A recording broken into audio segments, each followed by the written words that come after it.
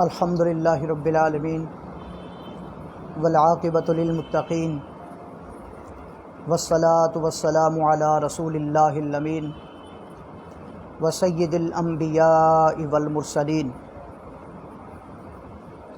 انتہائی قابل احترام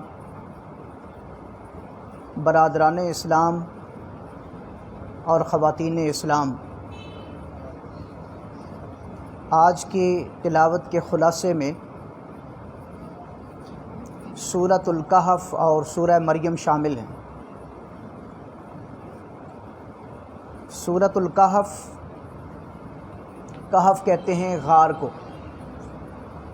جو پہاڑ کے اندر غار ہوتی ہے اسے کہف کہتے ہیں۔ اور اس سورہ کے اندر دراصل ان 3 سوالات کے جوابات موجود ہیں جو کفار و مشرکین مکہ نے آپ صلی اللہ علیہ وسلم سے کیے تھے۔ دراصل یہود نے جب آپ صلی اللہ علیہ وسلم کے اعلان نبوت کو سنا تو انہوں نے مشرکین مکہ سے کہا کہ آپ محمد صلی اللہ علیہ وسلم سے 3 سوالات کریں، اگر وہ ان کے صحیح جوابات دے پائے تو ہم یہ سمجھیں گے کہ واقعی ہی وہ اللہ کے نبی ہیں۔ وہ 3 سوالات کیا تھے؟ نمبر 1، اصحاب کہف کون ہیں؟ نمبر 2، موسیٰ علیہ السلام اور خضر علیہ السلام کا قصہ کیا ہے؟ نمبر 3، ذوالقرنین کون تھا؟ یہ 3 سوالات انہوں نے کیے۔ ظاہر ہے کہ یہ ماضی بعید کے تینوں سوالات تھے اور ان کے جوابات کا تعلق ماضی بعید سے تھا، جن کے جوابات سوائے اللہ کے اور پھر اللہ کے علم دیے ہوئے نبی کے علاوہ کوئی نہیں جانتا تھا۔ تو ان تینوں سوالات کے جواب میں اللہ تعالیٰ نے سورۃ الکہف نازل فرمائی۔ اصحاب کہف کے بارے میں پوری تفصیل اس سورہ کے اندر موجود ہے کہ یہ وہ چند سہلے نوجوان تھے جنہوں نے غار میں پناہ لی تھی اپنے ایمان کو بچانے کے لیے۔ ان کا زمانہ 249 عیسوی بنتا ہے۔ ابھی ہم تو 2021 میں ہے نا، 249 عیسوی یعنی عیسیٰ علیہ السلام کے 249 سال بعد کا۔ یہ اصحاب کہف کہ جو اہل ایمان نوجوان تھے اور بادشاہ نے جب ان پر سختی کرنا چاہی کہ یہ اپنے ایمان سے پھر جائیں تو انہوں نے بھاگ کر ایک غار میں پناہ لی۔ قرآن کریم کے اندر ان کی تعداد 7 بتائی جاتی ہے اور 8واں ان کا کتا بھی ان کے ساتھ شامل تھا۔ انہوں نے اس غار میں پناہ لی اور ان کا جو کتا ہے وہ بھی اپنے اگلے ہاتھ پھیلائے اس غار پہ بیٹھ گیا۔ اللہ نے ان پر نیند مسلط کر دی۔ 309 سال تک یہ سوئے رہے، 309 سال۔ اور پھر اس کے بعد یہ اٹھے، انہوں نے آپس میں بات بھی کی اور باہر کی دنیا تو مکمل طور پر تبدیل ہو چکی تھی۔ اور جس بادشاہ نے سختی کرنا چاہی وہ حضرت عیسیٰ علیہ السلام پر ایمان نہیں رکھتا تھا، لیکن 309 سال کے بعد دنیا تبدیل ہوئی اور بادشاہ اور عوام ساری کی ساری حضرت عیسیٰ علیہ السلام پر ایمان لا چکے تھے۔ تو انہوں نے آپس میں بات کی اور ایک دوسرے سے پوچھنے لگے کہ آپ کے خیال میں ہم یہاں پر کتنا ٹھہرے رہے ہوں گے؟ تو دوسرا جواب دینے لگا، مجھے تو یوں لگتا ہے جیسے ہم 1 دن زیادہ سے زیادہ یا آدھا دن ٹھہرے ہوں گے، اس سے زیادہ نہیں۔ خیر وہ باہر نکلے، جب باہر نکلے اور وہ کرنسی جو ان کے پاس تھی وہ لے کر روٹیاں خریدنے کے لیے گئے تو وہاں کے تو حالات ہی تبدیل ہو چکے تھے اور ان لوگوں نے دیکھا کہ ان کے پاس شاید کوئی خزانہ ہاتھ لگ گیا ہے۔ خیر بات پہنچتے پہنچتے بادشاہ وقت تک پہنچی اور لوگ اکٹھے ہوئے غار کے دہانے پر پہنچے اور انہوں نے ان سے بات اور کلام بھی کی۔ اور اس کے بعد پھر اللہ رب العالمین نے ان کو اسی غار کے اندر سلا دیا تو اس واقعے سے ہمیں یہ بتانا مقصود ہے کہ آخر جو لوگ تعجب کرتے ہیں کہ پتہ نہیں اس زندگی کے بعد جو موت آئے گی، موت کے بعد دوبارہ ہم کیسے اٹھیں گے، تو اللہ رب العالمین نے اس دنیا کے اندر ہی لوگوں کو یہ ثابت کر کے دکھایا کہ جیسے میں نے اصحاب کہف کو 309 سال کے بعد اٹھایا ہے، تو ایسے ہی تم کو اس موت کے بعد دوبارہ زندگی عطا کرنا میرے لیے مشکل نہیں۔ یہ جو کہف ہے، یہ جو پہاڑ ہے، یہ آج بھی اللہ کی قدرت کی نشانی موجود ہے۔ ترکی میں اگر جائیں تو ترکی کے جنوب میں 25 سے 30 میل کے فاصلے پر ایک مقام ہے جس کا نام ہے ازمیر۔ یہ غار اس میں واقع ہے، اور باقاعدہ وہاں پر تختی بھی لگی ہوئی ہے۔ جو زائرین ہیں، جو ترکی میں گئے ہیں، انہوں نے یہ بات بتلائی۔ دوسرے سوال کا جواب حضرت موسیٰ علیہ السلام اور خضر علیہ السلام کے قصے کی صورت میں اللہ رب العالمین نے اس کی بھی پوری تفصیل نازل فرمائی، اور اسی سورہ کے اندر موجود ہے۔ وہ کیا ہے؟ موسیٰ علیہ السلام یہود کی طرف اللہ کے پیغمبر بنا کر بھیجے گئے تھے، اور ان دنوں میں وہ انتہائی کٹھن مراحل سے گزر رہے تھے۔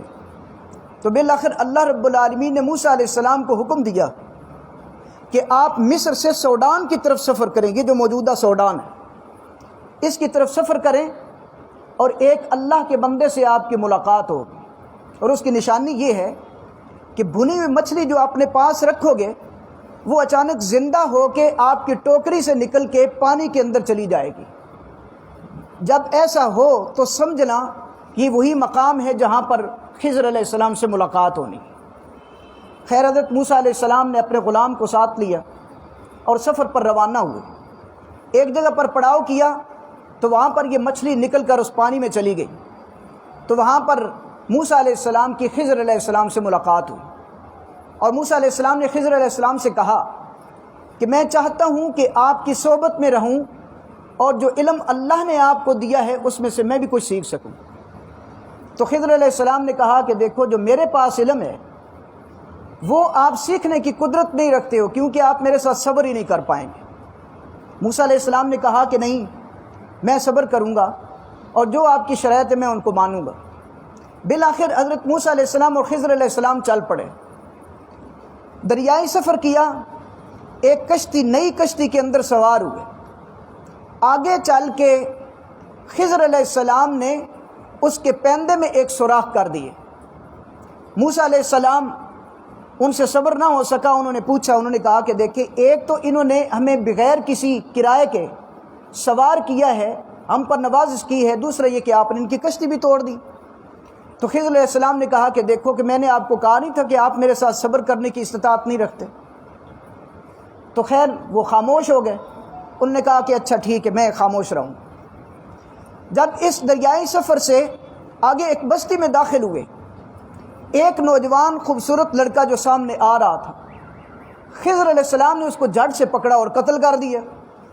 موسیٰ علیہ السلام کے لیے یہ واقعہ بھی چپ کرنے کے لیے وہ نہیں تھا، انہوں نے دوبارہ سوال کیا۔ انہوں نے کہا کہ یہ کیا بات ہے کہ آپ جو ہے نا، آپ نے ایک بچے کو قتل کر دیا؟ تو خضر علیہ السلام کہنے لگے کہ میں نے آپ سے کہا نہیں تھا کہ آپ میرے ساتھ صبر کرنے کی استطاعت نہیں رکھ سکتے ہو؟ اسی طریقے سے پھر آگے چلے، اور راستے میں ایک بستی آئی، تو بستی والوں سے انہوں نے تواضع مانگی کہ آپ کچھ کھانے کے لیے ہمیں دے دیں، لیکن انہوں نے مکمل طور پر انکار کر دیا اور کچھ کھانے کے لیے نہ دی۔ جو ہی تھوڑا آگے چلے تو ایک دیوار گرنے کے قریب تھی اسی بستی کے اندر۔ حضرت خضر علیہ السلام آگے بڑھے اور اس کو تعمیر کر دیا، سیدھا کر دیے۔ تو موسیٰ علیہ السلام نے کہا کہ آپ نے یہ کیا کیا؟ یہاں اس دیوار کو تعمیر کر کے ہم اجرت لے سکتے تھے، آپ نے بالکل مکمل طور پر فری میں ان کو دیوار سیدھی کر کے دے دی۔ تو خضر علیہ السلام نے کہا کہ ھذا فراق بینی و بینک، بس اب یہ آپ کے اور میرے درمیان جدائی کا وقت ہے، کیونکہ آپ میرے ساتھ چلنے کی استطاعت نہیں رکھ سکتے ہو۔ پھر تینوں کی حکمتیں جو ہیں وہ سمجھائیں کہ پہلی کشتی کو میں نے داغدار اس وجہ سے کیا کہ آگے ظالم بادشاہ تھا، اور اس کشتی کے مالک غریب لوگ تھے، وہ بادشاہ ہر نئی کشتی اپنے قابو میں کر لیتا تھا، تو میں نے چاہا کہ یہ کشتی یعنی غریبوں کے پاس رہے اور ان کا روزگار چلتا رہے۔ دوسرا واقعہ، وہ جو بچے کو جو میں نے قتل کیا، وہ دراصل اپنے والدین کا نافرمان بچہ تھا، اور ان کے والدین بالکل نیک نیت صاف گو اور سیدھے انسان تھے، اس لیے میں نے اس کو قتل کر دیا، اللہ تعالیٰ نے ان کو متبادل دینا ہے۔ تیسری بات، وہ جو دیوار تھی، دیوار کے نیچے یتیموں کا خزانہ موجود تھا، یعنی ان کا مال اور ان کی پراپرٹی، اسی طرح ان کا ترکہ موجود تھا۔ اگر دیوار گر جاتی تو لوگ ان کے اس پراپرٹی کو قابو کر لیتے۔ میں نے دیوار اس وجہ سے سیدھی کر دی کہ یہ نوجوان جس وقت بڑے ہو جائیں گے تو یہ اپنا خزانہ، اپنی پراپرٹی کو سنبھال لیں گے۔ تو یہ حکمتیں تھیں ان تینوں باتوں کے اندر۔ آپ نے ان کے جو مزید میرے ساتھ چلنے کی جو آپ میں استطاعت ہے وہ نہیں۔ دیکھیے ان تینوں واقعات کے اندر ایک بات تو یہ ثابت ہوئی کہ ہر علم والے کے اوپر ایک علم والا موجود ہے۔ کوئی بھی علم جو ہے مکمل طور پر نہ کسی انسان کے پاس ہوا ہے، حتیٰ کہ انبیاء کے پاس بھی مکمل علم نہیں ہوا، اور اللہ رب العالمین کامل علم والا ہے، وہ علیم ہے، بہت زیادہ علم رکھنے والا ہے، ہر چیز کے بارے میں تفصیلات اللہ کو معلوم ہے۔ جہاں تک خضر علیہ السلام کے بارے میں باتیں کی جاتی ہیں، اور آج کل لوگوں نے بہت باتیں بنائی ہیں، خضر علیہ السلام کو انہوں نے پتہ نہیں کیا سے کیا کچھ بنا دیا۔ صحیح جو تحقیقی بات ہے، جو دل کو لگتی ہے، وہ سید مودودی رحمۃ اللہ علیہ کی بات ہے۔ انہوں نے کہا کہ یہ اللہ نے دراصل فرشتہ بھیجا تھا، اور فرشتے کی صورت میں خضر علیہ السلام آئے اور انہوں نے موسیٰ علیہ السلام کو کچھ ایسی باتیں سکھلائیں جو وہ پہلے نہیں جانتے تھے۔ تیسرا قصہ ذوالقرنین کے بارے میں ہے۔ ذوالقرنین کہتے ہیں دو سینگوں والا۔ دو سینگوں سے مراد ایسا بادشاہ جس کی مشرق اور مغرب تک حکومت قائم تھی، اور یہ بہت بڑا بادشاہ، بڑی قوت والا بادشاہ تھا۔ اور تحقیق سے پتہ یہ چلا ہے کہ جتنی اس کی قرآن کریم کے اندر صفات معلوم ہوتی ہیں، وہ صفات فارس کے بادشاہ خورس پر پوری اترتی ہیں۔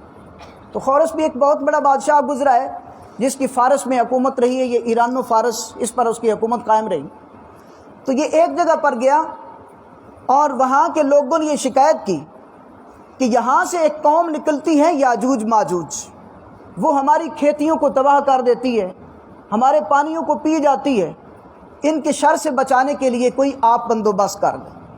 تو ذوالقرنین نے کہا اچھا ٹھیک ہے، ان کے سامنے ہم ایک دیوار بناتے ہیں، مجھے صرف آپ کی ہیلپ کی ضرورت ہے۔ انہوں نے لوہا اور تانبا پگھلایا، ایک دیوار کھڑی کر دی گئی۔ اب تک وہ دیوار قائم ہے۔ جب یہ دیوار ہٹے گی، قوم یاجوج ماجوج نکلے گی، اور احادیث میں اس قوم کے نکلنے کو قیامت کی ایک نشانی قرار دیا گیا۔ تو یہ چونکہ تینوں سوالات انہوں نے کیے، اور اللہ کے رسول صلی اللہ علیہ وسلم نے ان کو تسلی بخش ان کے جوابات دے دی، تو ان کو پتہ تو چل گیا کہ آپ اللہ کے سچے نبی ہیں، لیکن ایمان پھر بھی نہیں لائے، کیونکہ جو ہٹ دھرم ہو جاتے ہیں تو ہٹ دھرمی کا نتیجہ یہ نکلتا ہے کہ وہ ایمان نہیں لاتے، نہ اللہ کو مانتے ہیں، نہ اللہ کے رسول کو مانتے ہیں، نہ ہی اللہ کی مانتے ہیں، نہ ہی رسول کی مانتے ہیں۔ اس کے بعد سورہ مریم ہے۔ سورہ مریم میں حضرت عیسیٰ علیہ السلام کی پیدائش کا ذکر ہے کہ اللہ رب العالمین نے حضرت عیسیٰ علیہ السلام کو بغیر باپ کے پیدا کیا۔ ایک یہ اللہ تعالیٰ نے اپنی نشانی دکھائی۔ دوسرا یہ ہے کہ یحییٰ علیہ السلام کی پیدائش کا ذکر ہے۔ زکریا علیہ السلام جب حضرت مریم علیہ السلام کے پاس گئے، انہوں نے وہاں پر بے موسمی پھل دیکھے، تو انہوں نے ان سے پوچھا کہ یہ مریم آپ کے پاس کہاں سے ہیں؟ تو مریم علیہ السلام نے جواب دیا کہ یہ اللہ کی جانب سے ہیں۔ تو وہاں پر انہوں نے یہ اندازہ کیا کہ جو اللہ مریم علیہ السلام کو بے موسمی پھل عطا فرما سکتا ہے، وہ مجھے بڑھاپے میں اولاد بھی دے سکتا ہے۔